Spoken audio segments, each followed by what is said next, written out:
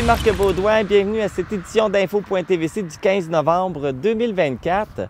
Encore cette semaine, on a une belle émission à vous présenter. Alors voici le menu. La ville d'Amqui a commémoré les anciens combattants lors du jour du souvenir le 11 novembre dernier. Ce sera la 4e édition du marché de Noël du lac Amqui. On vous donne tous les détails. C'est une belle opportunité pour encourager les artisans locaux. Le député Pascal Bérubé demande au ministre de l'Éducation de mettre un sursis sur les démarches de fusion des conseils d'établissement et de fermeture d'écoles sur son territoire. Le chœur Les Voix de la Vallée vous prépare un beau concert de Noël qui vous sera présenté le 8 décembre prochain. Le matapédien Sébastien Caron a été intronisé au temple de la renommée de l'Océanique de Rimouski et j'en ai profité pour le rencontrer lors de son passage dans la région. Mais tout d'abord, on débute avec les actualités de la semaine et moi, je vous retrouve à la fin. Bon visionnement! Voici les actualités pour la semaine du 15 novembre 2024. Commençons par les actualités matapédiennes.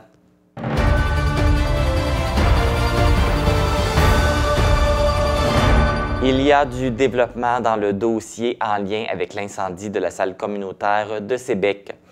Dans les dernières semaines, la Sûreté du Québec a procédé à l'arrestation d'une personne de la région qui est d'âge mineur. Le dossier a été soumis au directeur des poursuites criminelles et pénales pour étude et analyse en vertu des accusations qui pourraient être portées contre la personne mise en arrestation. Rappelons que l'événement s'est produit dans la nuit de vendredi à samedi, les 6 et 7 octobre 2023, peu avant 23h30. L'incendie s'était déclaré à l'extérieur du bâtiment pour se propager à l'intérieur. Le bâtiment abritant la salle communautaire a été complètement réduit en cendres.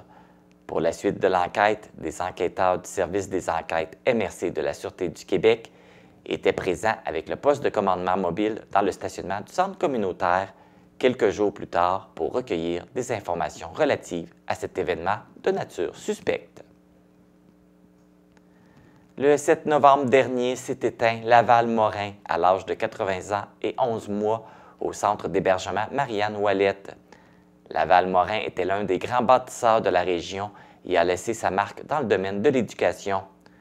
Il a été l'ancien directeur général de la commission scolaire de la Matapédia, maintenant le centre de service scolaire des Monts-et-Marais, pendant 15 ans. En 2019, il a été décoré de la médaille de l'Assemblée nationale en reconnaissance de tout le travail accompli. Mentionnons parmi ses accomplissements qu'il a notamment travaillé à l'établissement du Centre de foresterie de la Matapédia ainsi que du Centre matapédien d'études collégiales. Il a aussi été parmi ceux qui ont milité pour l'installation de l'usine Uniboyd Canada à Sébec. En 2020, il a lancé un recueil intitulé « Mon devoir de mémoire » qui renferme ses 30 années de service au sein de la commission scolaire de la Matapédia.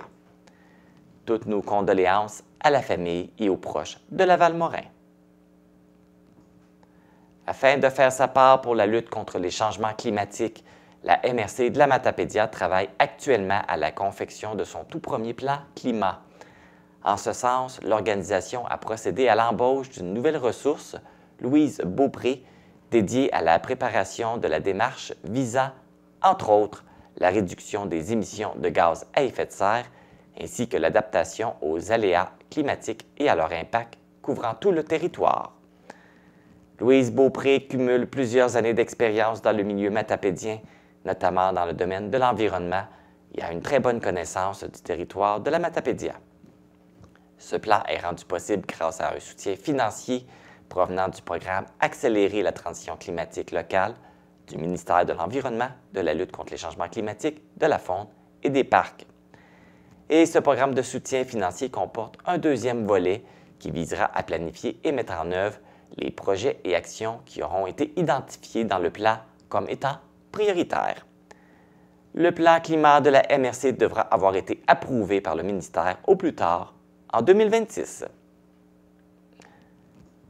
L'organisme Rayon de partage en santé mentale vous invite à assister à un déjeuner-conférence sur les thèmes de la communication et comment se préparer pour la saison froide. C'est la travailleuse sociale Caroline Giroux qui animera la conférence. L'événement est gratuit et se déroulera le 28 novembre à 8h45 au restaurant Pastelli d'Amqui. Les places sont limitées et l'inscription est requise. Pour réserver votre place ou pour avoir plus amples informations, vous contactez l'organisme Rayon de partage en santé mentale au 88 629 5197. Il y aura des prix de présence et des collations sur place lors de la conférence. Le Centre d'action bénévole Vallée de la Matapédia offre une nouvelle activité qui débutera au mois de décembre, soit le jeudi de la sagesse. Voici un extrait de la vidéo explicative. Alors, qu'est-ce que c'est le jeudi de la sagesse? Ça va être une série de rencontres-conférences qui va avoir lieu une fois par mois à partir de décembre 2024 jusqu'au mois de juin en 2025. Alors, c'est une fois par mois, c'est un jeudi par mois, c'est environ le deuxième jeudi de chaque mois. Nous aurons notre salle de conférence qui sera aménagée dans notre centre de jour au 40 avenue du Parc Amqui. Ça va s'adresser aux aînés, bien sûr, aux bénévoles. On est un centre d'action bénévole et les proches aidants également. Alors, on vise une clientèle de 50 ans et plus, bien sûr, et on veut explorer des thèmes variés qui vont avoir de l'intérêt pour notre clientèle, évidemment. Donc, on veut que ça soit enrichissant. Pour connaître tous les détails de cette nouvelle activité, vous pouvez visionner la vidéo dans son intégralité en vous rendant sur la page Facebook du Centre d'action bénévole. Si vous désirez vous inscrire, vous pouvez contacter Mélanie Lebrun, agente de promotion, au 418-629-4456.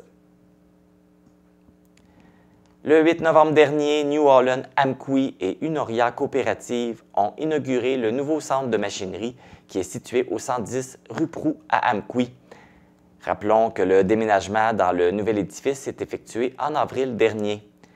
Ce projet de relocalisation a nécessité un investissement de 5,5 millions de dollars.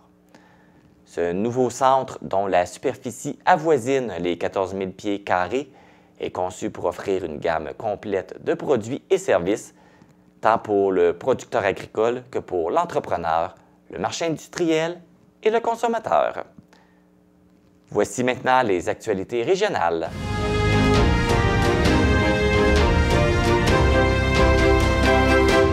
On vous avait annoncé la semaine dernière la fin des cours de francisation aux personnes immigrantes offerts par les centres de services scolaires de l'Est du Québec en raison d'un manque de financement. Suite à cette annonce, le ministère de l'Immigration, de la francisation et de l'intégration indique qu'aucune organisation partenaire ne peut pour l'instant offrir des cours de francisation sur le territoire du Bas-Saint-Laurent. Le ministère affirme que des solutions de rechange sont toujours en cours d'évaluation et que les étudiants pourraient être redirigés vers une offre de formation à distance ou en ligne. Le 21 novembre a été proclamée la Journée mondiale de la télévision par l'Assemblée générale des Nations unies en 1996. En vue de cette journée, la Fédération des télévisions communautaires autonomes du Québec lance la campagne « J'ose ma télé communautaire ». Cette initiative vise à rappeler à toute la population l'importance essentielle des télévisions communautaires autonomes qui enrichissent les communautés. Au Québec, on dénombre 42 télévisions locales sans but lucratif qui sont membres de la Fédération, dont la TVC de la Matapédia, votre télévision locale. Les télévisions communautaires appartiennent aux communautés en leur offrant un espace accessible et inclusif pour partager leurs voix, leurs histoires et leurs réalités locales.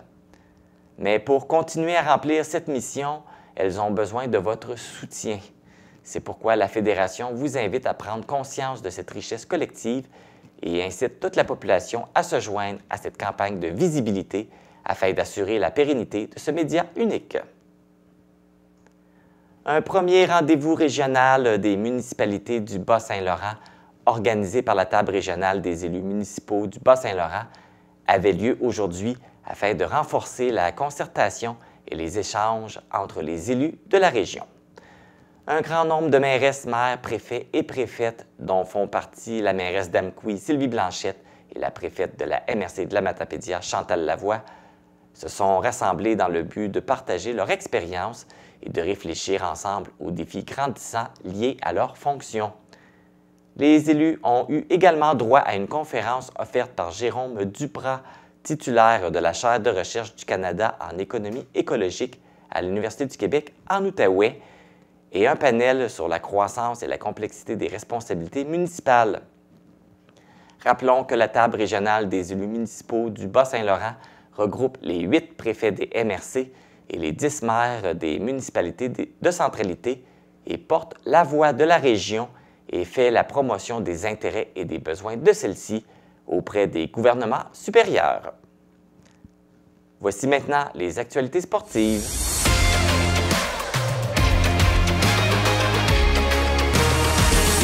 Dans la Ligue de hockey senior Desjardins de l'Est du Québec, le Bar Lazare de Cauze-Abscal est revenu de sa fin de semaine sur la route avec une victoire et une défaite. Samedi, l'équipe matapédienne affrontait les Vikings du Rocher et l'a emporté 6-3. Le Bar Lazare a marqué 4 buts sans riposte en troisième période, qui ont été marqués par Samuel Beaulieu avec 2 buts, Alexis Fleury et Maxime Charret. Le lendemain, nos matapédiens ont essuyé une défaite de 5-2 contre les Corsaires de Forillon. La prochaine partie se déroulera ce samedi à domicile, alors que le Bar Lazare recevra la visite des Vikings du Rocher. La partie débutera à 20h. Les maîtres nageurs du club de natation Nataqui ont participé à la compétition de la manche 1 des maîtres nageurs qui se déroulait à Saint-Hyacinthe le 9 novembre dernier. Lors de cette compétition, le club a récolté 10 médailles. Kevin Bouchard a remporté une médaille d'or aux 50 mètres brasse, aux 100 mètres brasse, aux 200 mètres brasse et aux 50 mètres libre. De son côté, Nathalie-Marie Daou est revenue avec 2 médailles d'or aux 50 mètres papillon et aux 100 mètres libre et 2 médailles de bronze aux 100 mètres 4 nages et aux 50 mètres libre. Et finalement, Davy Boudreau a monté à 2 reprises sur la 3e marche du podium aux 400 mètres libre et aux 100 mètres 4 nages. Aussi, l'équipe du Nataqui est arrivée au 4e rang au relais 4 x 50 mètres. Ce sont au total 249 nageurs provenant de 38 clubs différents qui ont participé à cette compétition. Les maîtres nageurs auront la possibilité de participer à la compétition Manche 2 qui se déroulera le 23 novembre à Rivière-du-Loup. C'est ce qui complète les actualités du 15 novembre 2024.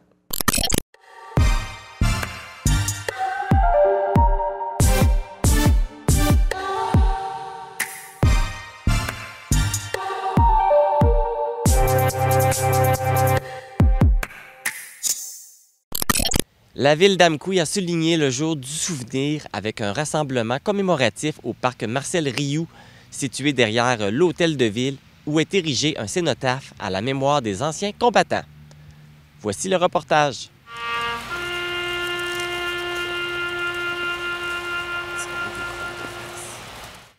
À la 11e heure du 11e jour du 11e mois, nous faisons la promesse solennelle de perpétuer la mémoire et d'honorer chaque homme et chaque femme qui a répondu à l'appel de la nation. Ce devoir de mémoire nous oblige à transmettre leur histoire aux générations futures pour que jamais leur sacrifice ne soit oublié. Ensemble, en ce jour de souvenir, nous prenons un moment pour méditer sur la grandeur de l'engagement et pour renouveler notre dévouement aux valeurs qu'ils ont défendues. Puissions-nous, comme eux, agir pour un monde plus juste et plus pacifique et conserver à jamais leurs souvenirs dans nos cœurs. Je souhaite vous réciter le poème « Au chant d'honneur ». Ce poème de guerre, écrit pendant la Première Guerre mondiale par le lieutenant-colonel canadien John McCrae. Alors, c'est ainsi. Au champ d'honneur, les coquelicots sont parsemés de lot en lot. Auprès des croix et dans l'espace, les alouettes devenues lasses mêlent leur chant au sifflement des obusiers. Nous sommes morts. Nous qui songions la veille encore à nos parents, à nos amis, c'est nous qui reposons ici au champ d'honneur. À vous, jeunes désabusés, à vous de porter l'oriflamme et de garder au fond de l'âme le goût de vivre en liberté. Acceptez le défi, sinon les coquelicots se faneront au champ d'honneur.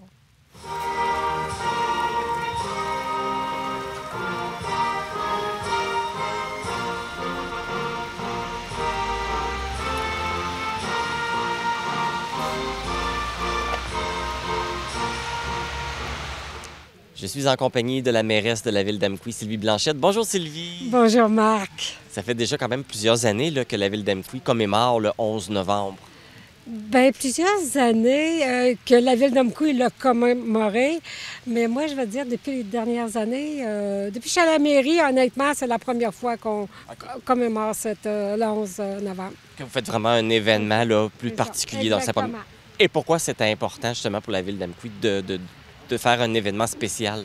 Bien, je vais te dire, d'abord, c'est important de se souvenir. Tu sais, puis quand on entend parler encore des guerres aujourd'hui, tu sais, on se dit, mon Dieu, ça s'est déjà passé, c'est dans le passé, mais de se souvenir, ça nous rappelle qu'il y a des gens, Première Guerre mondiale, Deuxième Guerre mondiale, qu'il y a des gens d'ici qui sont allés de l'autre côté et qui ont combattu pour nous, qui ont combattu pour que nous, aujourd'hui, qu'on puisse avoir la vie qu'on a aussi.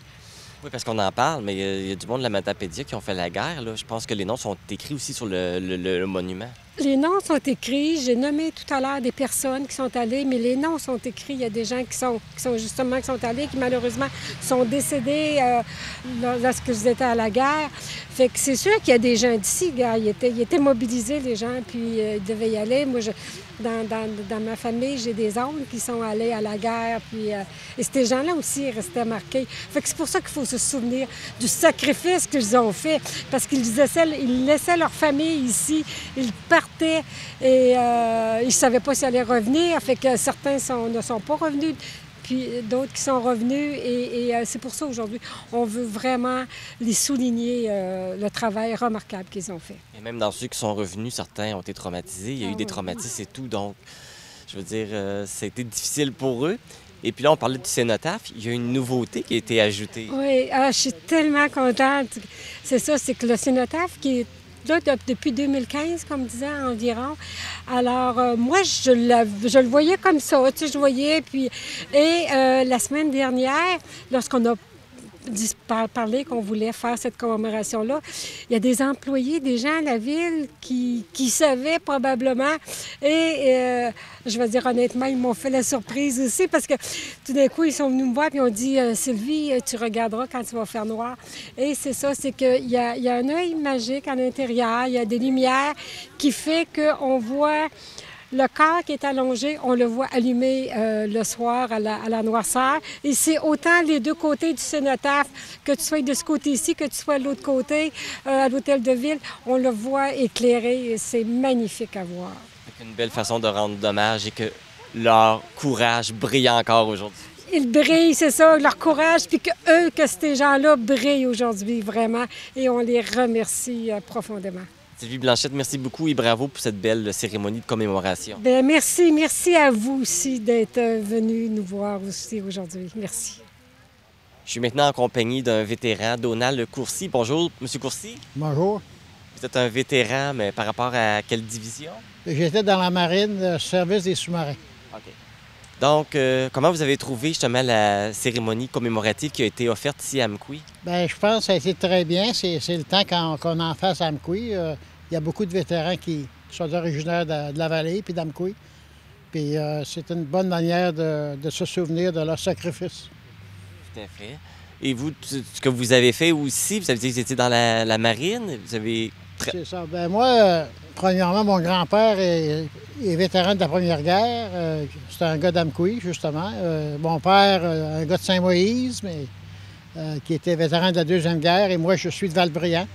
Et je suis rentré dans la marine en 1965 pour pour l'aventure en premier. Puis j'ai fait 8 ans dans la marine, incluant 6 ans sur les sous-marins. OK. Oui. Et puis, quel souvenir vous gardez de tout ça? Ah, ça a été les meilleures années de ma vie.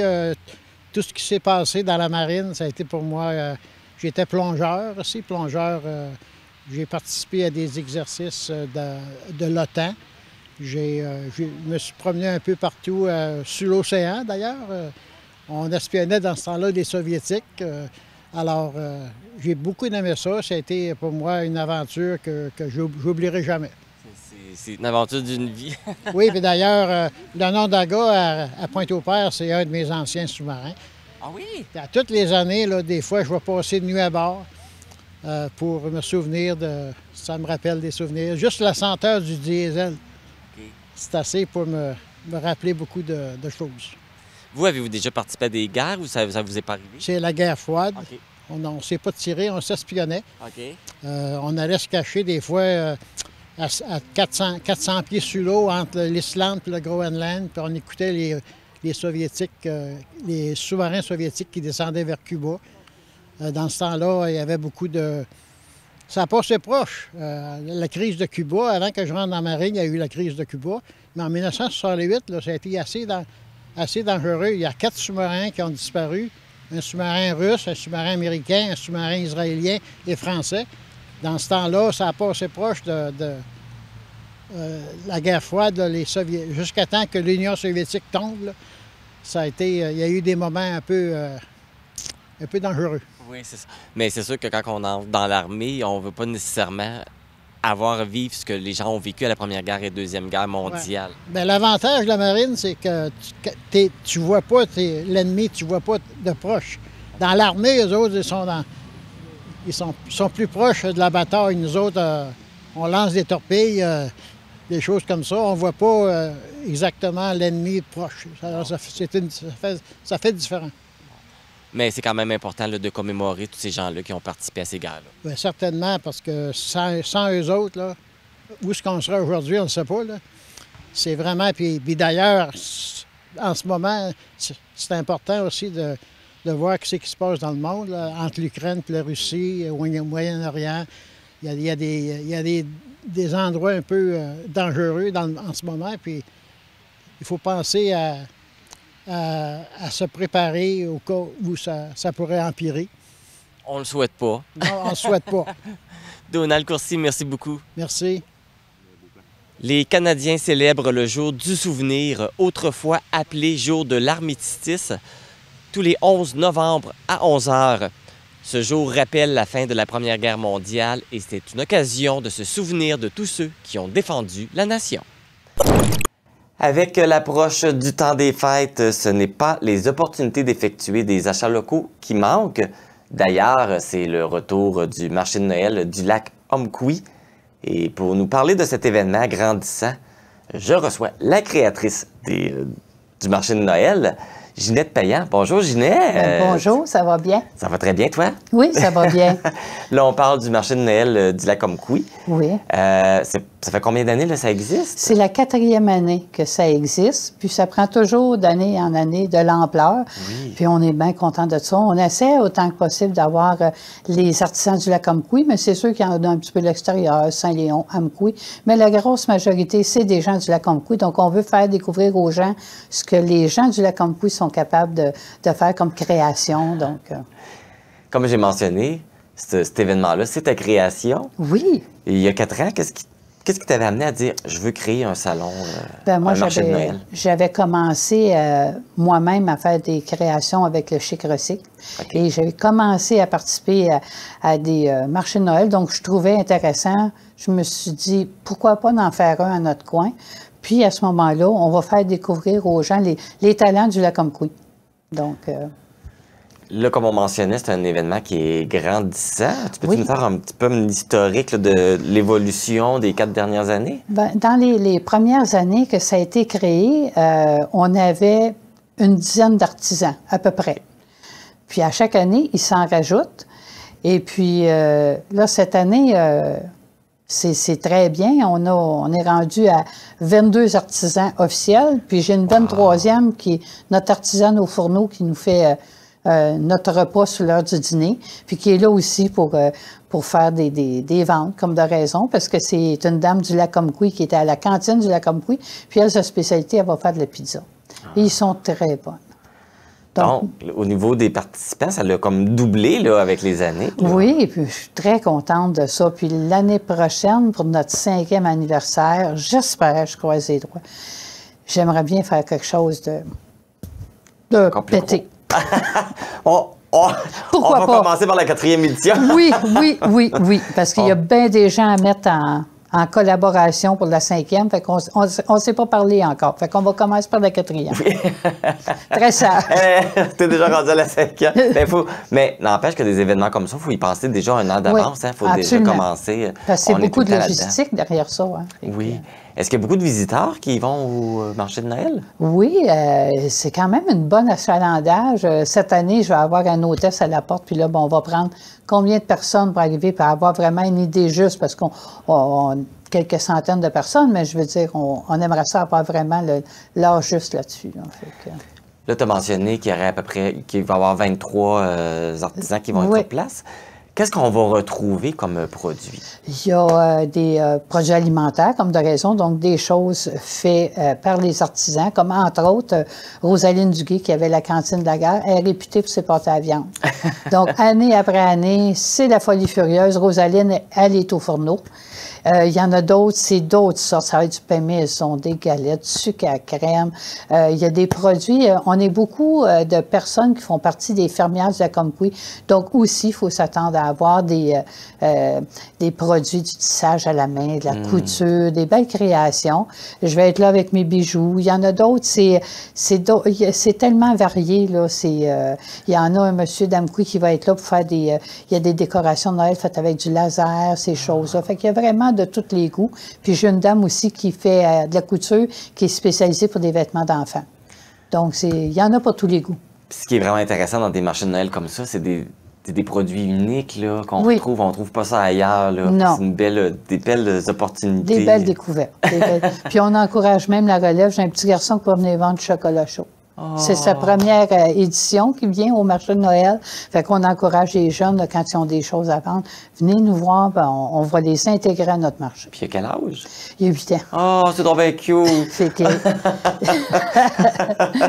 Oh, et d'ailleurs, où et quand ça va se dérouler, là, ce beau marché de Noël-là? C'est le dimanche 24 novembre. C'est au centre multifonctionnel du Lac-Comquie. Et c'est de 10h à 4h. OK. Et comment ça va se dérouler la journée? Là? Les gens arrivent, ils font le tour? C'est ça, exactement. Ils vont déambuler dans le marché. Puis, sur l'heure du midi, ben, pour ceux qui veulent dîner sur place, ben, ils peuvent, pour la modique somme de 15 avoir pointe de pizza, salade César, pudding chômeur comme dessert, thé café.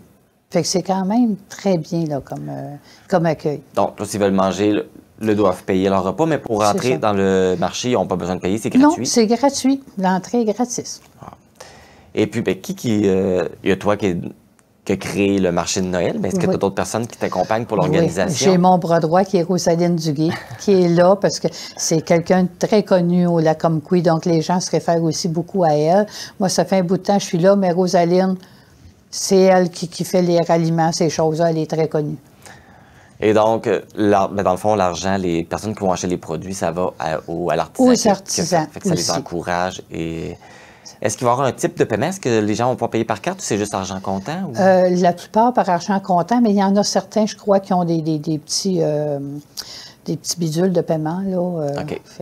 Fait que ça peut être possible de payer avec la carte pour certains endroits, mais peut-être prévoir avoir un petit peu d'argent dans nos poches avant d'arriver. Absolument, absolument. C'est important d'encourager les gens. Puis pour ceux qui vont avoir encouragé par des achats, les artisans, il va y avoir des prix de présence aussi. Ah, ça c'est intéressant. C'est fait des mains des artisans sur place. Donc, il va y avoir une table où est-ce que les gens vont pouvoir voir les cadeaux qui vont être offerts. OK. Donc, tous les gens qui participent, qui vont au salon, peuvent remplir un petit... Bien, quand vous allez au salon, il faut vous encourager les artisans. Nous, c'est ce qu'on recherche. Hein. Puis si tu encourages, tu as le droit à un tirage. Vous allez avoir un coupon, puis vous mettez dans la boîte, puis vous allez avoir droit au prix de présence. Bon, c'est bien le fun. Fait que les prix de présence, comme tu mentionnais, c'est des produits qui ont été fabriqués par les artisans. Absolument, absolument. Je vais te laisser le mot de la fin. Je pense que tu avais un beau message à dire aux gens pour le marché de Noël. Écoutez, c'est sûr qu'on est sollicité de tous côtés là, pour les artisans, mais dites-vous que les artisans de tous les marchés de la région, peu importe, ils font tout ça avec cœur. C'est important de les encourager, c'est leur création, ces choses-là. Puis l'autre aspect important aussi, c'est d'acheter local. Parce que les Amazones de ce monde, c'est beau, mais il n'y a rien qui retombe dans nos municipalités. Donc, c'est bon que les gens viennent nous voir. Puis, c'est des choses originales. C'est pas quelque chose que vous allez trouver ailleurs. Donc, c'est très important d'encourager les artisans. Ben, j'aurais pas pu mieux dire. Oh, ben merci. Ginette Payan, merci beaucoup. Ben merci. Puis je vous souhaite un grand succès avec votre marché de Noël là, pour cette 4e édition. Ben merci beaucoup. Le marché de Noël du Lac-Comquis se déroulera le 24 novembre de 10h à 16h au centre multifonctionnel de Saint-Zénon-du-Lac-Comquis, qui est situé au 146 route 195. Pour toute information concernant l'événement, vous pouvez appeler au 418-629-7418 ou le 418-743-5554. Et profitez donc de cet événement-là pour magasiner et faire des achats locaux et encourager les artisans de chez nous. Depuis le début de l'année scolaire, le Centre de services scolaires des Monts-et-Marais a entrepris des consultations publiques pour faire part des fusions de conseils d'établissement et de fermetures d'écoles qui seront effectuées. Une démarche qui crée beaucoup d'inquiétudes et de réactions dans la population. Même le député de Matane-Matapédia, Pascal Bérubé, a réagi et je le reçois pour en discuter. Bonjour Pascal. Bonjour Marc. Donc, on va parler, parce que là, c'est sur les lèvres depuis le début de l'année scolaire, toutes les démarches que le Centre de services scolaires fait pour fusionner l'administration des écoles et même des fermetures, parce que nous, dans la Matapédia, on a l'école de Saint-Viennet qui est annoncée, qui est fermée. Donc, tu as réagi à ce travail-là, puisque tu as même envoyé une lettre au ministre de l'Éducation. Donc, qu'est-ce qui t'a amené là, justement à réagir à tout ça? Il y a un contexte partout au Québec pour ce qui est du réseau scolaire, c'est-à-dire qu'à certains endroits, on construit les écoles, à d'autres endroits, on va rationaliser, on va fermer des écoles, on va fusionner des conseils d'établissement, voire même abandonner certaines écoles. Dans la Matapédia et dans la Matanie, c'est clair que ce ne sera pas le statu quo. Il y a des choses qui vont changer. Le Centre de services scolaires des Monts-et-Marais, autrefois la commission scolaire, la différence, c'est qu'il n'y a plus d'élus comme avant, est aux prises avec un certain nombre d'enjeux. La décroissance du nombre d'élèves, le contexte financier, la vétusté des bâtiments, des bâtiments qui sont maganés, on va le dire comme ça, et la pénurie de main-d'œuvre. Alors tout ça, ça fait partie de leurs contraintes pour l'avenir. Ils préparent la suite, ils font des scénarios, c'est leur travail de le faire et ils le font avec sérieux, évidemment. Alors moi, je ne blâme pas l'équipe du centre administratif, au contraire, ils font leur travail puis ils le font avec une certaine lucidité. On m'a fait une présentation cette année de ce qui s'en vient pour les prochaines années. Évidemment, il y a les étapes qui sont annoncées. Saint-Vianney, c'est une des étapes, une école qui est menacée. Puis évidemment, plus tard, il y aura des échanges sur l'avenir des écoles primaires d'Amqui. Est-ce qu'on va en garder deux? L'avenir des services dans certaines municipalités plus petites, ce qui se passe à Causa-Fiscale, ce qui se passe à Sébec, ce qui se passe en Matanie, ça va venir. Moi, je dis, regardons tout ça dès maintenant. Expliquez-nous, là, je parle au ministre de l'Éducation, c'est pour ça que je lui ai écrit. Oui, okay. C'est quoi vos contraintes? Est-ce qu'il vous manque de l'argent? C'est quoi les compressions que vous devez faire? C'est quoi le nombre d'étudiants? C'est quoi l'état des bâtiments? Des fois, c'est moins cher d'en construire une neuve que de la rénover. Puis qu'est-ce que ça va régler? Présentez-nous ça, puis peut-être qu'on va arriver à la conclusion que c'est le même plan que vous. Ce plan-là, il n'est pas encore présenté, mais il va venir. Aussi bien l'aborder tout de suite. C'est un des arguments que tu as mis dans ta lettre. Dire, il manque des informations. On n'a pas tous les détails sur ça parce qu'il y a peut-être, comme tu mentionnes, il y a peut-être d'autres solutions qui pourraient être envisageables. Bien, évidemment. Puis le centre de services scolaires, c'est pas des élus, mais c'est sûr qu'ils vont dire aux municipalités qui envoient des résolutions. Hein. Certaines ont décidé d'envoyer des résolutions de leur propre chef. J'ai rien à voir là-dedans. Puis ils disent, bien, on aimerait faire le débat. Oui, avec raison. Je comprends que le Centre de services scolaires a des étapes. Ils ne sont pas prêts à annoncer des décisions ailleurs, mais on sait qu'elles viendront dans les 2-3 prochaines années. Moi, je dis, pour tout le monde, pour les élus municipaux, beaucoup pour les jeunes, pour les parents, et pour notre compréhension générale, y compris la mienne. Regardons ça dès maintenant. C'est quoi les choix auxquels on est confronté? Puis prenons les meilleures décisions en tenant compte des contraintes qu'on a, de l'implication du milieu. Puis peut-être qu'on va arriver à la conclusion que c'est le meilleur plan possible. Alors c'est juste ça que je dis, moi. Je veux pas me chicaner avec personne, mais je veux pas abandonner personne. Et je veux que, compte tenu du caractère irréversible, quand on ferme une école, c'est rare que ça revient, qu'on prenne toutes les précautions nécessaires. Et je trouve que c'est ma responsabilité de député de dire ça. Et les élus municipaux me suivent là-dedans, puis la population, évidemment aussi. Oui, puis tu mentionnes que c'est irréversible, mais il y a des impacts pour une municipalité, là, une fermeture d'école. Évidemment, une école, c'est un lieu central, c'est la jeunesse, c'est d'entendre les voix des enfants qui jouent dehors. Le plaisir d'avoir une petite école dans sa municipalité, c'est vraiment important.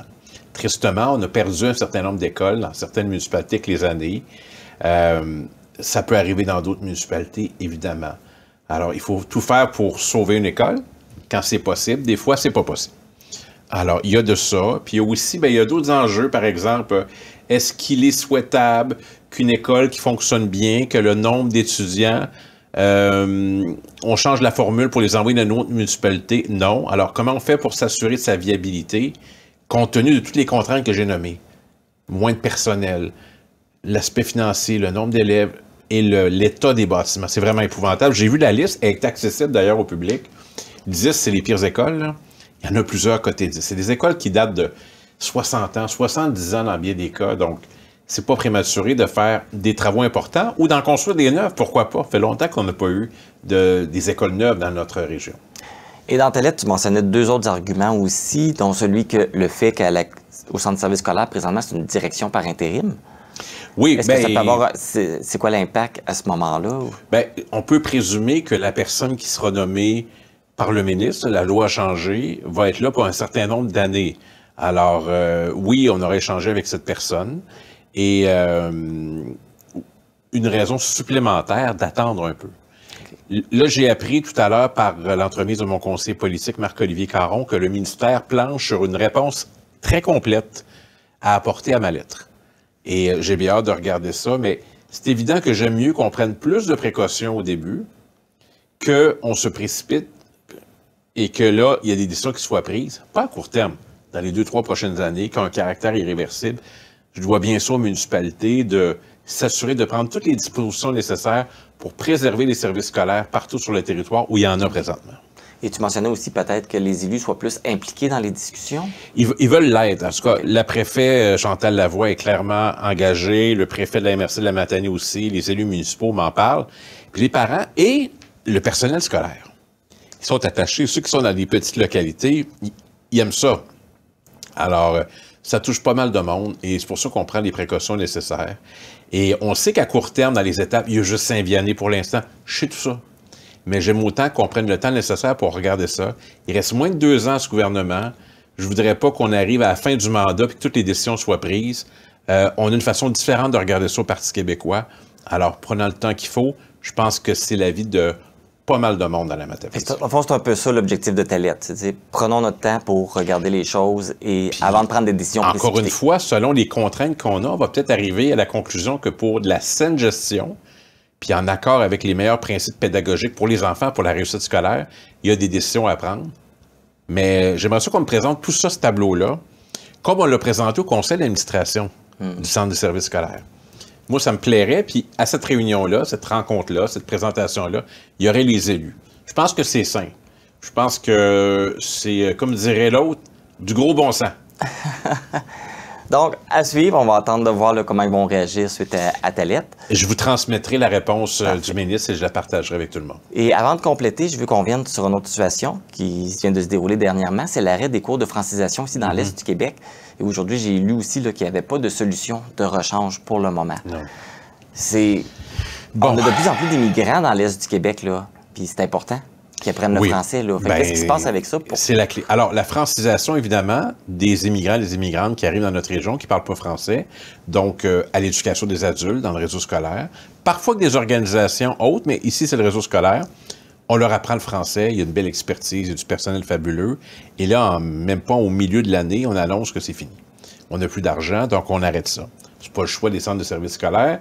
Le ministère a décidé de ne pas en rajouter, même s'il y a plus d'étudiants qu'avant.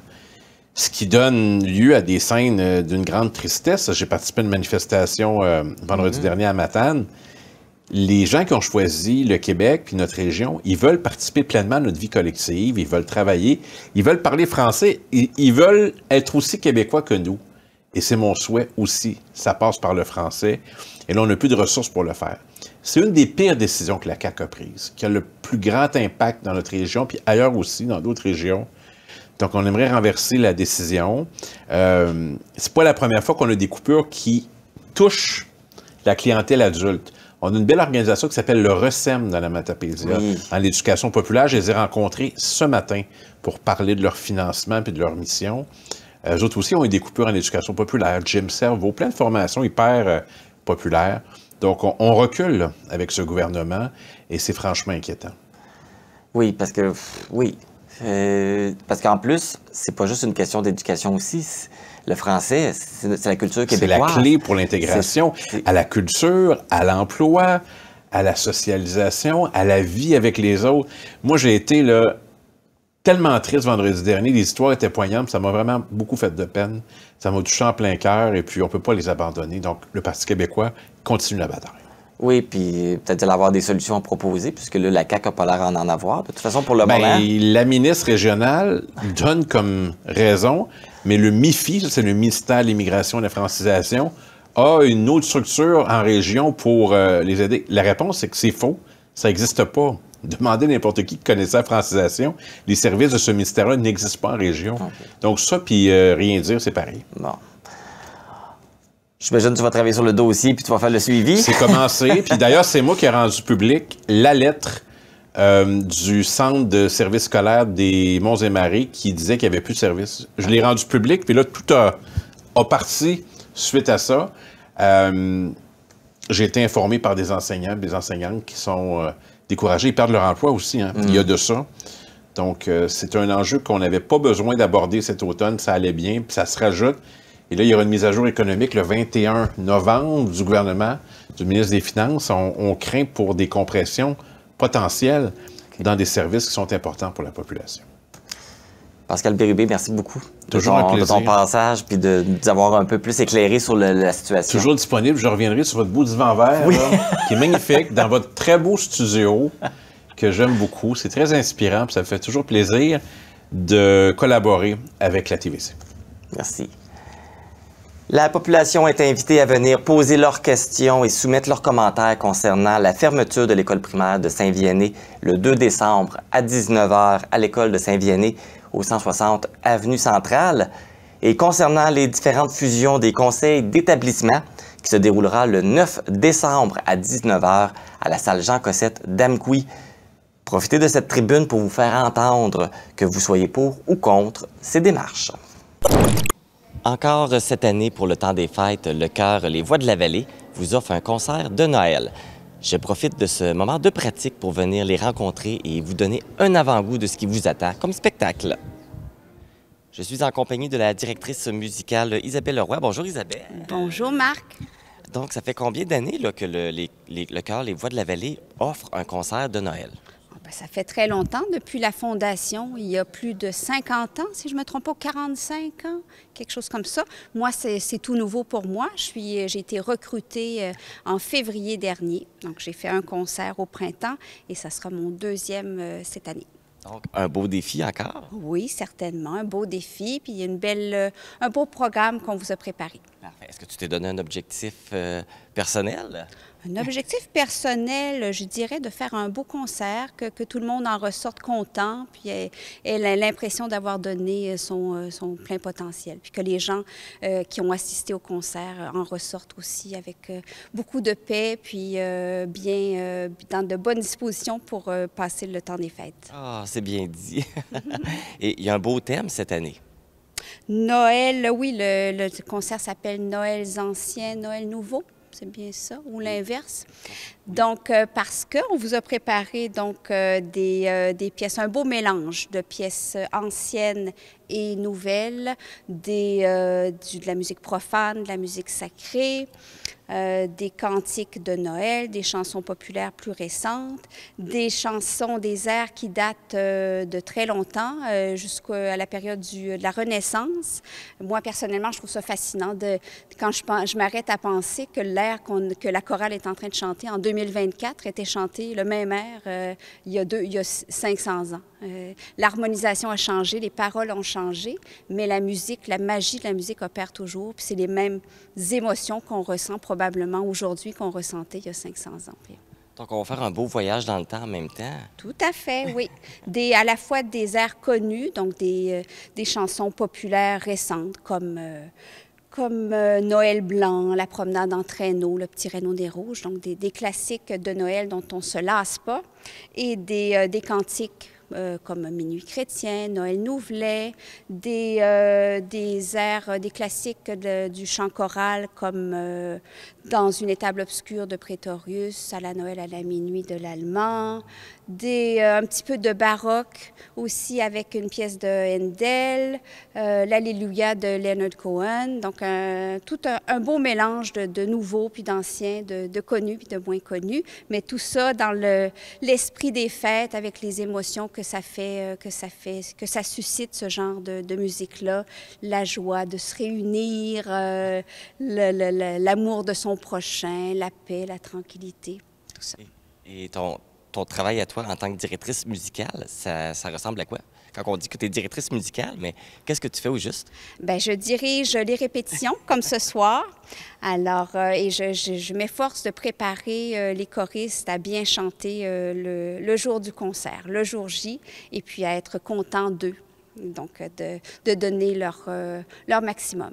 Et justement, le jour J, c'est quand? Le jour J, c'est dimanche, le 8 décembre à 14 h. Ça se passe à l'église d'Amqui.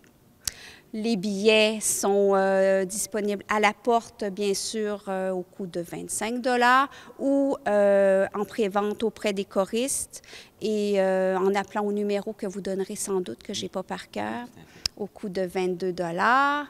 Et puis, bien, j'en profite pour dire qu'on aura un pianiste qui va nous accompagner, qui n'est pas celui qu'on voit derrière, que celui qu'on voit derrière, c'est Colin Aubert, qui nous a accompagnés pendant les répétitions, ainsi que Valmont Gauthier, donc 2 pianistes qui se sont relayés depuis septembre. Mais pour le concert, on aura Guillaume Aubertin, qui est un étudiant au Conservatoire de musique de Rimouski, qui est aussi chef de chœur, donc on sera entre bonnes mains. Et puis, voilà. Je veux vous dire aussi qu'on a une page, on a un site web et une page Facebook. Attention, il y en a 2 pages Facebook. La nôtre, c'est « Chœur, les voix de la vallée ». Donc, ne pas se tromper, elle est sur la bonne. Oui, c'est ça, parce que c'est l'autre... on me dit de vous montrer ce billet. C'est le billet qui est en vente. Voilà. C'est ce beau billet-là qu'on doit acheter. Oui. J'espère qu'on vous verra. Oui. Et puis, j'en profite pour lancer l'appel aux gens qui pourraient vouloir venir chanter avec nous à partir de janvier. Pourquoi pas vous? Oh mon Dieu! On a besoin d'hommes. Oh mon... Ben, c'est parce que j'ai pas de talent en chanson. Ça sort. Je me suis déjà fait mettre dehors d'une chorale, étant enfant. J'ai un petit traumatisme avec ça. Okay, mais je pourrais venir essayer. Vous pourriez venir essayer, pourquoi pas? Peut-être que ça a changé, puis... Ça se travaille. La justesse, tout ça, ça se travaille. Et là, justement, il vous reste à peu près combien de répétitions avant le jour J? Je crois qu'il nous en reste 3 ou 4. Ah, OK, ça s'en vient très bientôt. Fait qu'on se sent prêt? Oui, on s'en vient, ça s'en vient. Isabelle Leroy, merci beaucoup. Merci on vous souhaite une belle répétition puis un bon concert le 8 décembre. Merci beaucoup.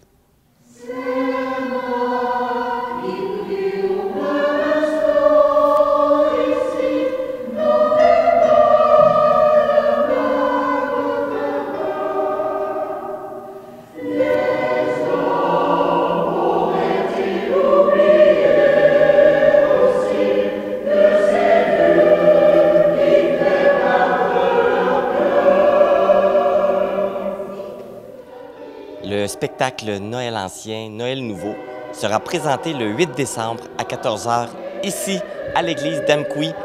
Pour vous procurer des billets, vous pouvez contacter la présidente des Voix de la Vallée, Carmen Fournier, au 418-631-3198 où vous pouvez vous les procurer auprès des choristes.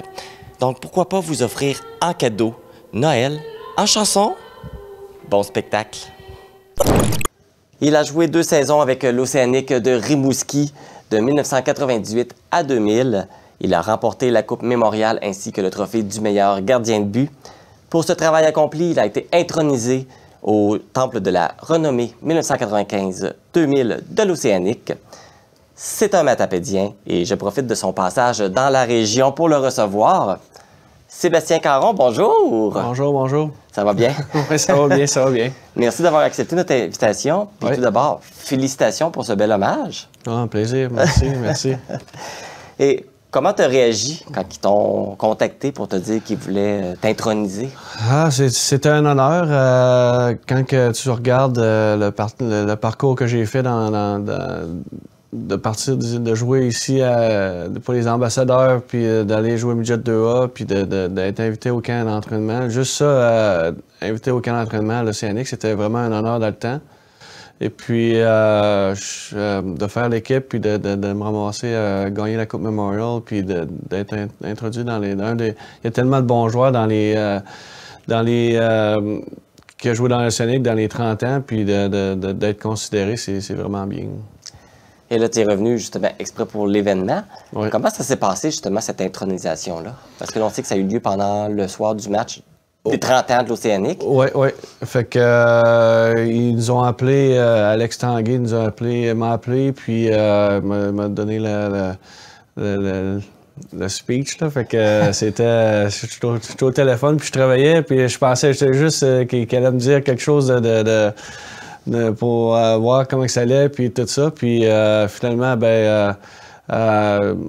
on a fait il m'a dit comment que ça a été, puis j'ai décidé de venir pour... je veux pas manquer quelque chose comme ça. Puis je suis descendu des États-Unis, de la Pennsylvanie, puis voir ma famille dans le temps en même temps. Fait que c'est bien le fun, là.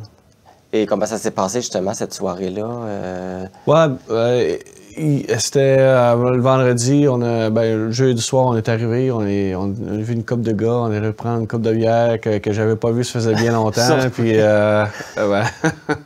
ça a bien commencé comme ça la fin de semaine.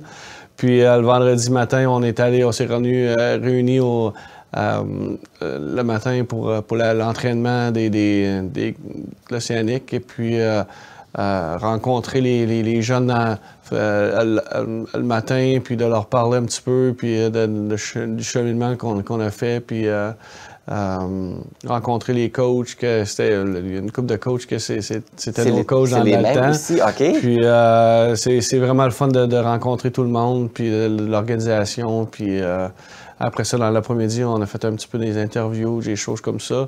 Puis le soir, on est revenu avant l'avant-match, puis rencontrer les jeunes après le warm-up pour leur donner un petit boost là, pour le match. Puis ça a bien été pour eux autres, là. Ils ont fait une grosse victoire. Puis non, c'était bien après ça embarquer sur la glace puis saluer les jeunes. Et là, comment ça se passait? Est-ce que les jeunes, les gens avaient parlé un peu de vous autres parce que les autres étaient trop jeunes pour vous connaître? Je pense qu'ils étaient même pas nés dans ce coin-là. Fait que c'est un peu comme ça quand je jouais, là. Vers la fin de ma carrière, il y a des gars que ça aurait pu être des jeunes qui auraient pu être mes enfants. Fait que c'est tellement c'est bizarre de ce côté-là, mais non, c'est vraiment un bon groupe de jeunes. Puis ils ont une grosse ils ont une grosse chance, ils sont déjà qualifiés pour faire la Coupe Memorial. Fait que c'est vraiment une bonne chose pour eux autres, là. Et là, vous étiez 10 à être intronisés. J'imagine tu devais connaître les autres aussi qui étaient là? Oui, je connaissais pas mal tout le monde. Il y a beaucoup d'autres anciens qui n'étaient pas introduits, mais qui étaient là aussi. Fait que je connaissais pas mal tout le monde, là, qu'on a joué contre ou un petit peu avant, là. Oui, c'est ça. Et fait que là, les retrouvailles, ça devait être drôle de vous revoir après toutes ces années-là. Parce que j'imagine que tu dois avoir sûrement des gens que tu avais perdu de vue. Oui, bien c'est sûr qu'il y a du monde que j'ai pas vu depuis cette saison-là. Puis il y a d'autres gars que j'ai vus quand j'ai joué en Europe ou dans la Ligue nationale. Fait que j'ai joué contre eux autres. Puis c'est vraiment bien le fun de revoir tout le monde. Ça t'a sûrement réveillé des souvenirs de retourner là, voir l'Océanique. Quel souvenir justement que tu gardes de ton passage comme joueur de l'Océanique?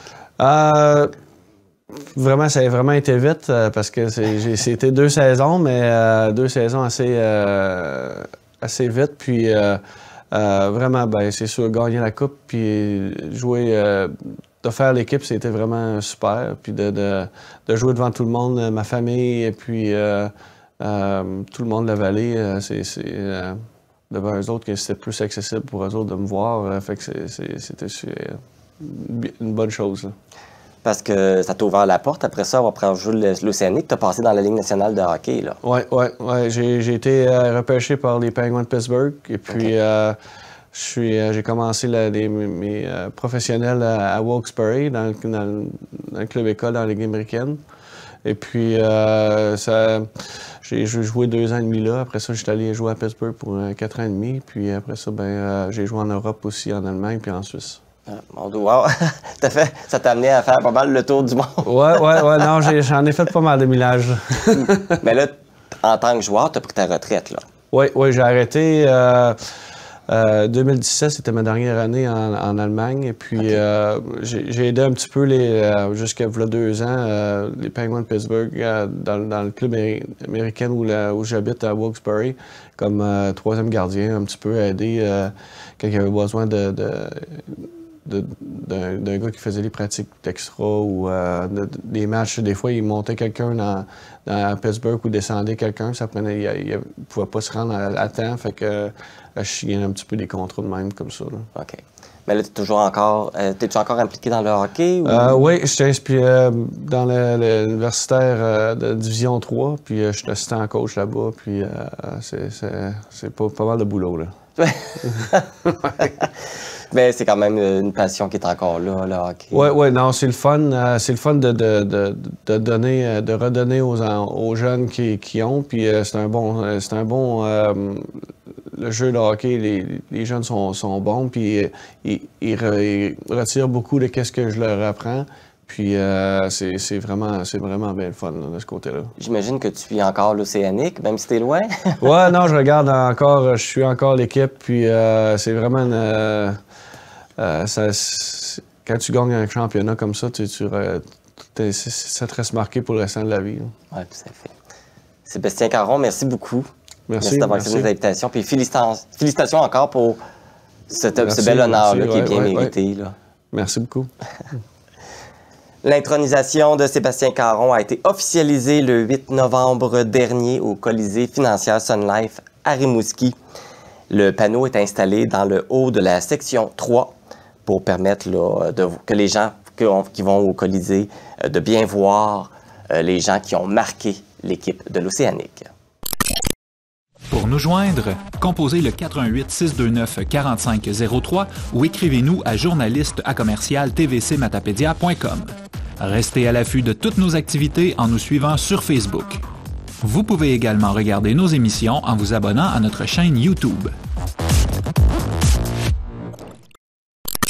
C'est ce qui complète cette édition du 15 novembre d'Info.tvc. Merci de nous avoir encore regardé cette semaine. Ne manquez pas ce dimanche le Télébingo. Un fait à noter, la semaine dernière, en raison de problèmes techniques, le Télébingo a été annulé. Donc ce dimanche, il y aura 2 Télébingo. Un que vous pourrez jouer avec les cartes bleues, donc la reprise de la semaine dernière, et celui de cette semaine avec les cartes TAN. Donc à noter à partir de 12h30, 2 Télébingo, donc double chance de gagner. Bonne chance à tous.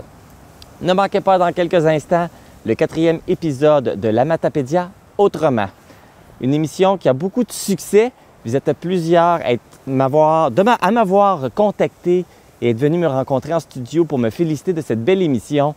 Alors, c'est un beau travail d'équipe. Je vais aussi féliciter là, mes collègues qui ont travaillé sur cette émission et on est bien heureux que cette série vous plaise. Moi, je vous retrouve la semaine prochaine pour une autre édition d'Info.tvc. Bonne semaine!